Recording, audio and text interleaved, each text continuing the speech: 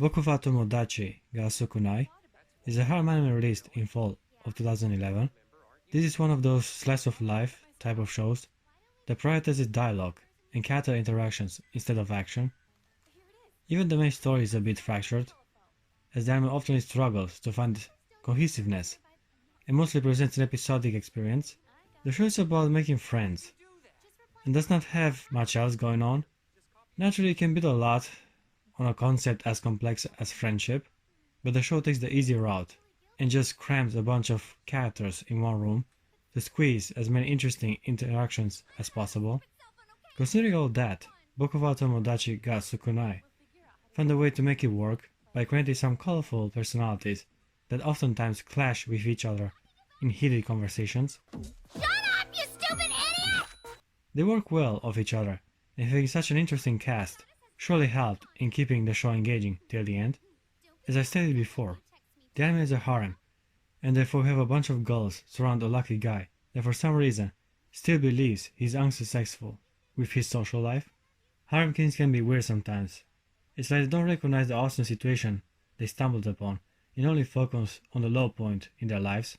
Anyway, this anime main character is a rather attractive teenage boy. Granted, the standard is pretty low when it comes to these type of fortunate guys, but still, he's pretty damn good looking. He has blonde hair, something he inherited from his English mother, alongside some other nice European features. Why my hair looks like this? Oh, well, my late mother was English, so I get it from her. Kotaka is basically a hafu, and despite his looks, most students around the school regard him as a dangerous individual. Don't make eye contact with him. He's the scariest person ever. It is rather funny how one misunderstanding led to so many rumors, which eventually ended in a chance of a peaceful normal school life for our protagonist. He doesn't know how to interact with others, and whenever he tries to be friendly, he comes off as a scary, intimidating fuck. Do you by chance have the scarf of Das Jagira? And would you be willing to trade for it? Sure, whatever you want. Needless to say, Kodaka is rather lonely, and is in desperate need of people he can communicate with. Yeah. Fortunately, in one fateful day, as he was preparing to go home, he sees one of his fellow students called Yozora tackling with a mysterious person in the classroom. It turns out she has an imaginary friend, given the fact that she also struggles with her non-existing social life. Having one thing in common, they both decide to start a club with the sole purpose of making friends and also improve their social skills in the process. It didn't take long for someone to take notice of the activities and apply to join the club. The only problem though is that this new potential member is one of the most popular beautiful girls in school.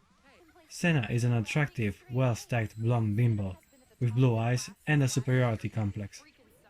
Yeah, everybody knows how perfect I am. I'm super smart, really good at sports, and obviously I'm totes gorgeous. Not exactly someone you would expect to be in desperate need of company, also given the fact that many boys follow her around like she's hot stuff and shit.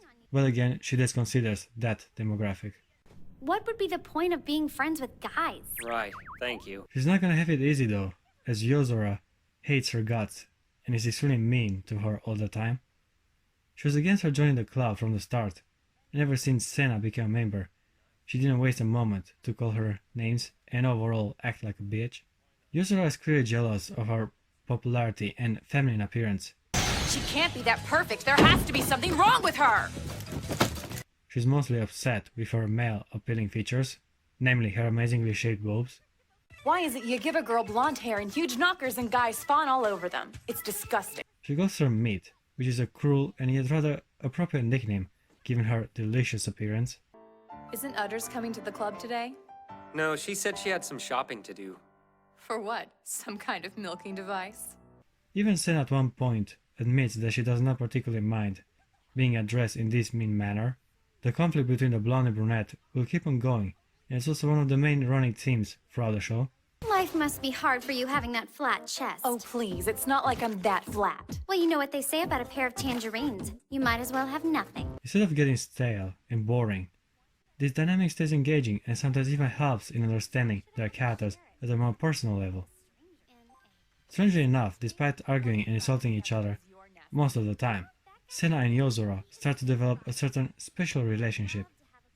They're certainly not friends, but they don't truly hate each other either.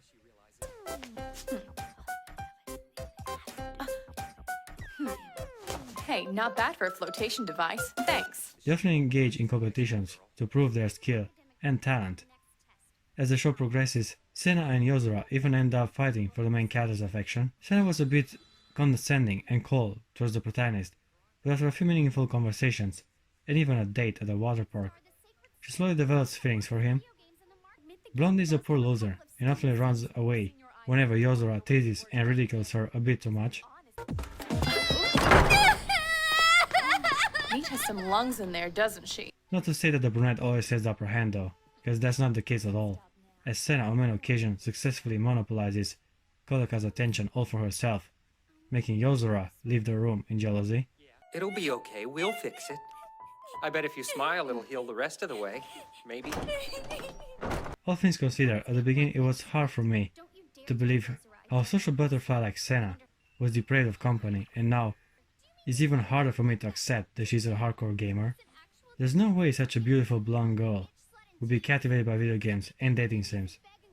The writer must have done this to increase her sex appeal and add an extra fetish to her character. I mean, she's even into perverted games that dirty old men usually play. Perv bag, kinkmeister, porn addict. Get away before I catch pornitis from you. Why do I have to put up with abuse like this just for playing a video game? Yuzura, on the other hand, represents the tsundere childhood friend archetype. She's very witty and has a certain sarcasm, making some harsh jokes on Sena's expense.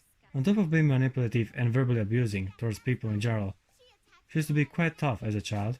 The protagonist vaguely remembers his childhood friend, with whom he often got into trouble with, but despite the obvious physical similarities, Kodoka is unable to realize that Yozora was the Ash look-alike from all these years into the past. Wait a minute, a main character that is misunderstood as a fuck, a scheming manipulative evil brunette, and a rich stuck-up blonde. This is strikingly similar with the previous anime I've reviewed, Ladies vs. Butlers. Even how the brunette constantly teases and ridicules the blonde is very reminiscent of that very title. Okay, back to our show. Starting episode 4, the anime introduces 3 more characters to add even more beauties to Kodoka's entourage. Before I mention each of them individually, I also want to present the protagonist's little sister. She usually stays home for most of the episodes. You have won today's battle, but there shall come a time when the Night Tribe will envelop the world in darkness and then no more light. But I can safely say that she's more or less an introvert. Kobato cosplays as an ancient vampire from her favorite TV show by wearing gaudy clothing and red contact lenses. I guess she also kinda has a big brother complex, as she gets jealous whenever she does not have his attention. Once she joins the neighbor's club, Kobato develops a rivalry with the other loli from the group.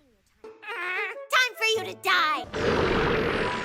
How do you like this? Oh, how about that? Your power is weak. The one she really has to avoid though is Sena. Ever since Kodoka's little sister came to school in normal clothes, Miss Popular Blonde Bimbo had her eyes set on her and decided to perv out like a total creep. I want to go to a pool. Kabuto, you can go with me if you want. We'll have the most amazing time together. Creepy meat returns. I also thought it was kinda strange how Sena and Kobato look so similar with each other. Even the show itself acknowledges this, as some random dude also wonders if they are related or not. So sorry. I wonder if they're sisters. They're a lot alike. Given this opportunity, I guess it's as good of a time as any to also introduce the other loli from the group, Maria Takayama. She's a 10-year-old nun and the club staff advisor. None of what I said can be true, but the show went with it, so I guess it's legit. Maria is very rude and immature, a perfect adversary for Kobato. When you force-fed me that nasty medicine, I swore I was going to chop something important off of that she-male, but now that you're not crazy, it's different. After the main character makes her packed lunches, his little sister goes crazy jealous and challenges the nun as a vampire of their cult. Since we don't have enough crazy already, there are 2 more weirdos to join in the fun. Yukimuro is a fellow male classmate who is first introduced as a stalker. He looks a lot like a girl and even has a feminine voice. Combine that with low self-esteem and a crush on the main character, and you got yourself a pretty good example of an anime trap. He even wears maid outfits, during club activities and has a top whenever he goes swimming. This is the part I don't understand. I mean, his reason for joining the neighbor's club was to become as masculine and awesome as Kodaka. He even pledges to become his underling in order to learn how to become manly, and yet he gets even more feminine with each passing episode. Excuse me, but why are you wearing a maid uniform? You're a dude. Let's go on the list is Rika Shiguma. She's a first-year wannabe scientist that always addresses herself in the third person. Rika is very perverted and the most sexually forward club member. She constantly misinterprets innocent remarks and enjoys teasing Kodaka, as she becomes interested in him ever since her introduction. Hey! Would you like to try sexual intercourse with Rika? What are you doing? Rika also likes writing fan fiction stories and often lets her dirty imagination go wild. Things like rape. What? You just said rape. That is generally the kind of thing which happens in the books Rika is fond of reading. Okay guys, I gave Boku wa Tomodachi ga Sukunai a 7 out of 10. It's an enjoyable anime with an interesting concept and colorful characters. Geez, you really are a dumb blonde, aren't you?